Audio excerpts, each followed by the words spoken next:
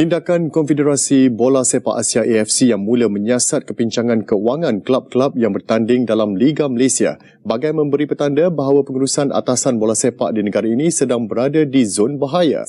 Jika kita mendapati lesen tidak diberikan mengikut peraturan yang kita boleh suspend. Ramai yang tak tahu bahawa sebahagian daripada peruntukan untuk Majlis Sukan Negara datang daripada Sports Toto. Sports Toto ni syarikat perjudian, ya. Tapi memang kita terima, dan itu untuk tujuan kesihatan juga, tujuan sukan. Majlis Sukan Negara ni melibatkan semua rakyat atlet Malaysia.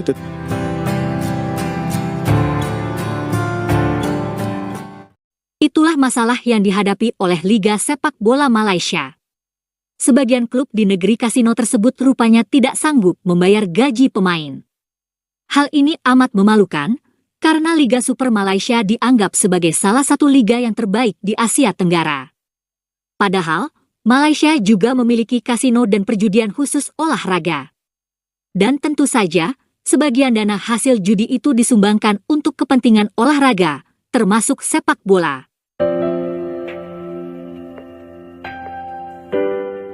Walau Malaysia menjadi raja kasino dan perjudian di Asia Tenggara, rupanya bisnis sepak bola tetap kembang kempis. Banyak klub tak mampu membayar gaji pemain. Penyebabnya tentu amat jelas, yakni jumlah pengeluaran klub, terutama untuk membayar gaji pemain, jauh lebih besar dibanding dari pendapatan. Dengan kata lain, kondisi keuangan di banyak klub di negeri kasino sebenarnya kurang sehat. Mereka jor-joran membeli pemain mahal tanpa memperhitungkan pendapatan. Seperti yang kita bahas sebelumnya, potensi industri sepak bola Indonesia sebenarnya jauh lebih besar ketimbang negeri kasino Malaysia. Itu karena jumlah penduduk Indonesia jauh lebih besar pula. Asal dikelola secara profesional, lama-lama Liga 1 Indonesia akan menjadi raja di Asia Tenggara. Dan hal itu juga sudah terjadi pada industri pertelevisian dan industri budaya populer seperti musik dan sinetron.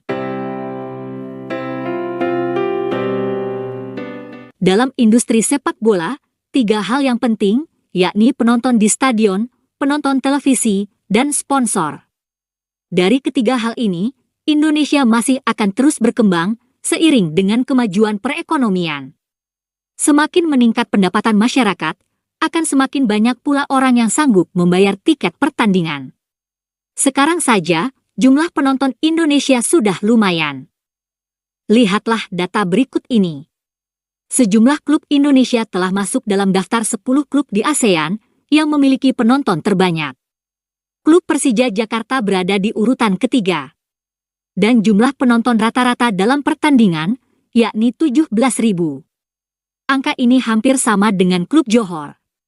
Selain Persija, ada juga Persib Bandung yang berada di urutan kelima. Selanjutnya, ada pula Persis Solo yang berada di urutan ketujuh. Kemudian, ada pula Persebaya Surabaya dan PSS Sleman.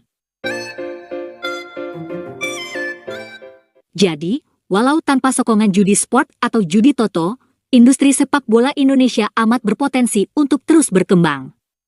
Nah, masalah judi olahraga kini memang jadi perbincangan hangat di Malaysia. Hal itu bermula dari pemberian sumbangan sebuah perusahaan arak terhadap sekolah vernakuler di sana.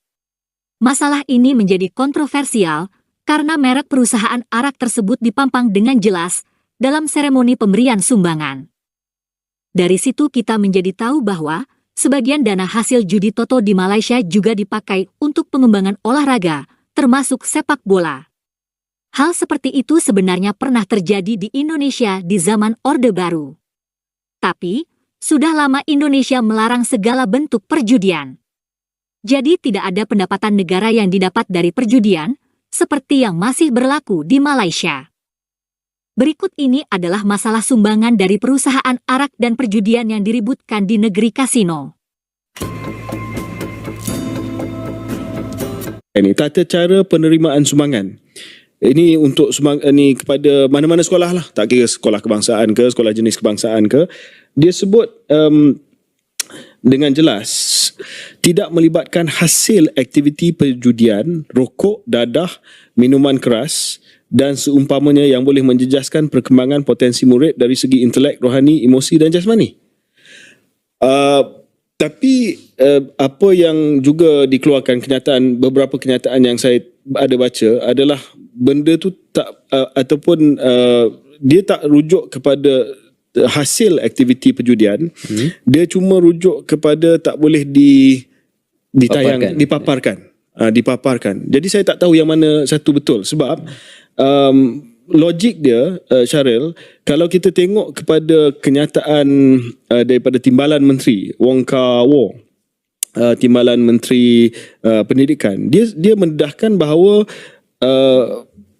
konsep amal seperti yang ini yang dibuat tu, pendidikan Cina Tiger Sinchu, dilancarkan pada tahun 1994 dan dia mendedahkan pada Mei tahun ini, didedahkan oleh Timbalan Menteri Pendidikan. Persembahan tersebut membantu mengumpul lebih daripada 400 juta ringgit sejak ia diperkenalkan hampir 30 tahun lepas. So selama ni memang banyak.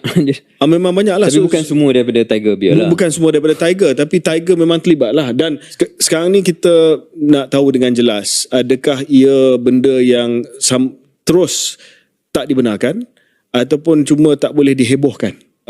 Saya bagi contoh. Ramai yang tak tahu bahawa sebahagian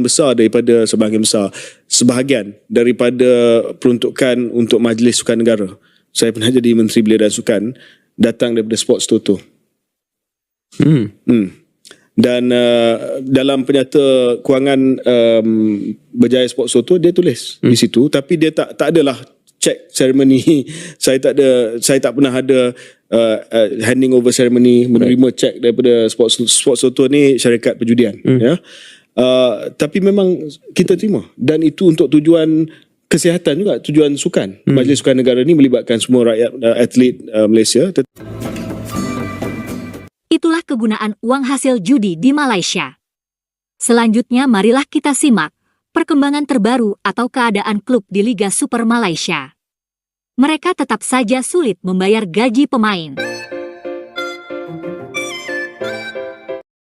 Tindakan Konfederasi Bola Sepak Asia AFC yang mula menyiasat kepincangan kewangan klub-klub yang bertanding dalam Liga Malaysia bagai memberi petanda bahawa pengurusan atasan bola sepak di negara ini sedang berada di zon bahaya. Semuanya berpunca daripada isu pemain tidak dibayar gaji dan kelab tidak melaksanakan caruman kumpulan wang simpanan pekerja KWSP secara teratur. Ia membabitkan hampir separuh daripada 13 pasukan yang beraksi dan dianggap tidak layak diberi lesen beraksi dalam Liga Malaysia. Wartawan Shakira Zulkifli mengupas isu berkenaan. Masalah tunggakan gaji bukan lagi perkara asing dalam arena bola sepak Malaysia dan terdapat banyak faktor mengapa ia berlaku secara berterusan. Namun paling jelas adalah sikap pengurusan pasukan atau kelab itu sendiri yang gagal membuat pertimbangan baik dalam pengurusan kewangan tahunan. Pertambahan pemain import kepada 9 pemain menggelapkan mata sesetengah pasukan yang tidak memiliki kedudukan kewangan yang kukuh. Atas alasan mahu memberi saingan hebat, pasukan tidak segan silu menjanjikan gaji yang tidak masuk akal dalam usaha memancing pemain terbaik. Hakikatnya, kos yang tinggi itu hanya mampu ditampung dalam tempoh hanya beberapa bulan berikutan janaan pulangan dari penaja yang tidak memadai. Maka tercetuslah masalah demi masalah membabitkan pengabaian gaji dan kebajikan pemain. Sebagai contoh, Kelantan FC yang mengikat 9 pemain import musim lalu yang kemudian menyaksikan gaji sukar dibayar hingga menimbulkan polemik di antara pemilik dan pemain. Kesannya skuad The Red Warriors itu tersingkir dari saingan Liga musim ini susulan gagal memperoleh lesen kebangsaan. Begitu juga Kedah Darul Aman KDE FC musim lalu yang sakan mengambil pemain import namun tidak menggunakan kesemuanya secara penuh atas masalah prestasi. So kita ukur baju di badan sendiri sebagai pengurusan, apa yang mampu, apa yang tak mampu. Kalau tak mampu untuk 9 import, kita ambil 5 import yang betul-betul membantu sampai akhir season. Itu lebih baik daripada ambil 9 import yang tak dapat membantu kita sampai habis season. Turut dipersalahkan atas kemelut gaji dan kewangan adalah sistem penswastaan Kelab Liga Malaysia yang dilaksana sejak 2021 bagi memenuhi tuntutan standard Liga Antarabangsa AFC dan FIFA. Sebagai pasukan profesional, kelab perlu meraih 75% pendapatan dari bola sepak sedangkan apa yang diterima semusim kekal tidak menggalakkan. Jika pasukan besar seperti Seri Pahang FC juga ditimpa masalah kewangan, apa nasib kelab kecil seperti KL City FC yang heboh diperkatakan ketika ini? Bezanya adalah kelab sebesar Seri Pahang FC mampu mengawal situasi di penghujung musim untuk mengekalkan lesen. Namun apa yang berlaku ke atas KL City adalah kelancaran kelab hanya di atas kertas akaun tetapi tidak dalam bentuk cash flow. Akibatnya AFC mula menyiasat punca permasalahan hingga terkait dengan persoalan pemberian kelulusan lesen bertanding oleh MFL dan FAM. Jika kita menyiasat dan mendapati lesen tidak diberikan mengikut peraturan yang sedia ada, maka kita boleh suspend daripada memberi lesen. Maknanya MFL atau FAM tidak boleh mengeluarkan lesen. Jadi mereka tidak boleh bermain dalam Liga Juara-Juara Asia. Sekarang kelab berkurangan, semakin berkurang. So pemain pun tak ada keberanian untuk tampil ke hadapan, memikirkan masa depan. Tetapi bagi saya, pemain kena sedar dalam untuk menyelesaikan masalah ini, kena tampil untuk menyuarakan.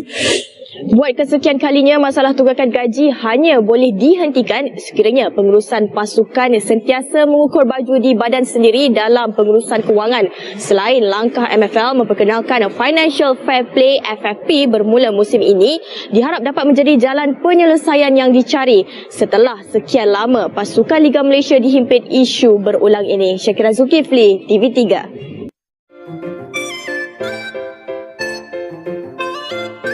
Begitulah masalah gaji pemain sepak bola di negeri kasino.